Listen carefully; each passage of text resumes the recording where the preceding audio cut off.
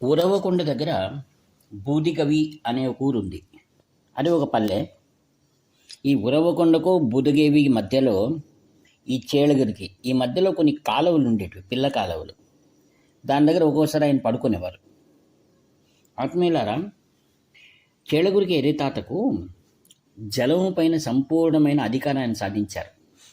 ఇప్పటికి కూడా అక్కడ వారు మాట్లాడుతుంటారు ఆయన గురించి. ఆయన ఒక ఊరిలో ఒక బావిలో ఆయన ఒకవేళ మునక వేస్తే పైనకి వచ్చేవారు కాదు. ఆయన వేరే ఊరి బావుల్లో ఆయన తేలేవారు. ఒక్కొక్కసారి ఎవరైనా ఆయన భోజనం పెట్టారనుకోండి, అక్కడ భోజనం చేస్తారు, అక్కడ బావి దగ్గర. మళ్ళా చేయి కడుక్కొని ఆ బావిలో ఆయన మునిగేవారు. మునిగి అదృశ్యమైపోయారు. ఒక్కొక్కసారి ఏమైందంటే ఆయన ఒక చెరువులో ఆయన నీటిలో ఈదుతూ ఉన్నారు. అక్కడ ఏం జరిగింది, ఎవరో ఈయన ఆట పట్టించాలని ఈయన పైనుంచి నీటిలో ఈత కొడుతున్నట్లుగా ఆయన పైన దుమికారు. ఏమైంది, తక్షణమే ఆయన అదృశ్యమైపోయారు. అదృశ్యమైపోయి 2 రోజులైనా దొరకలేదు. అందరూ ఊర్లో వాళ్ళంతా ఎక్కడ పోయారు అని అందరూ వెతుకుతున్నారు. ఆ తర్వాత 2 రోజులకు వేరే ఊర్లో అక్కడ ఆయన దొరికారు. ఎవరైతే ఈ యొక్క చేష్ట చేశాడు కదా, ఆయన కాళ్ళు చేతులు పడిపోయాయి. తర్వాత గ్రామ ప్రజలు ఆయన దగ్గరికి వెళ్ళి క్షమించమని ఆయన ప్రార్థించారు. ఆయన ఏం చేశారు, కొద్ది జలం తీసి వాడిపైన ప్రోక్షణ చేశాడు, అంతే. అప్పుడు యథాస్థితికి వచ్చింది.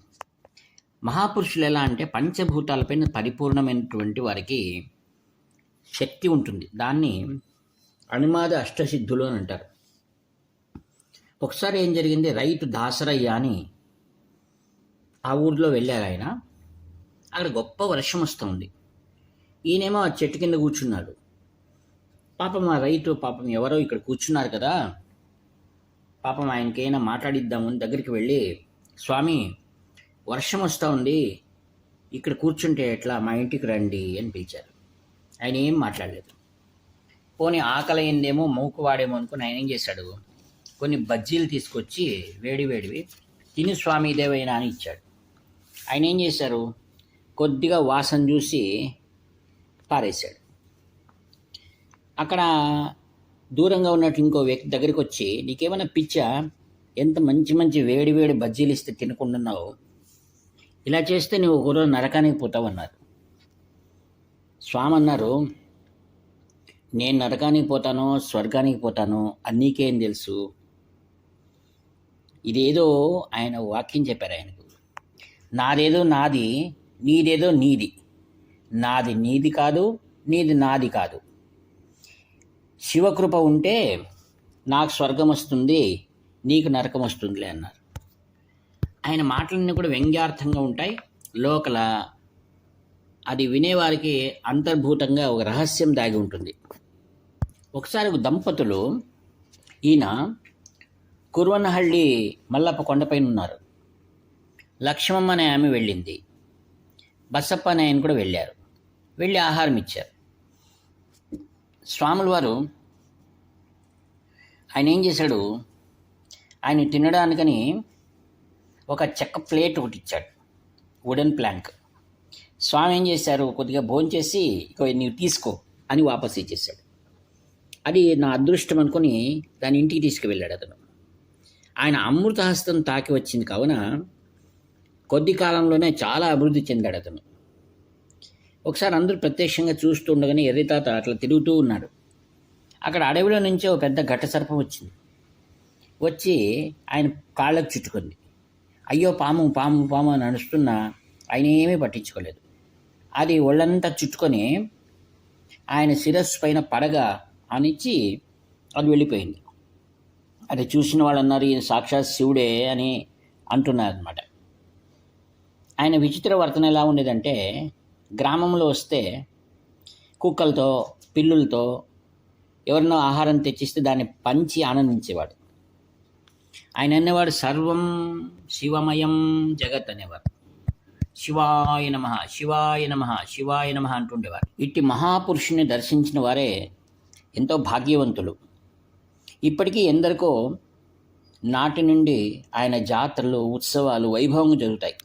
పల్లెల నుండి అందరూ కూడా అక్కడికి వెళ్ళి అన్నం రాసులు నైవేద్యం చేయడం, అక్కడున్న వారందరికీ ఆ నైవేద్యాలు చేసిన భోజనాలు పెట్టడం, ఆయన అభిషేకాలు చూస్తుంటే భక్తి తన్మయంగా కూర్చోవడం, భజనలు చేయడం, చుట్టుపక్కల గ్రామాలన్నింటిలో కూడా ఆయన దైవంగా ఇప్పటికే కొలుస్తున్నారు అనమాట.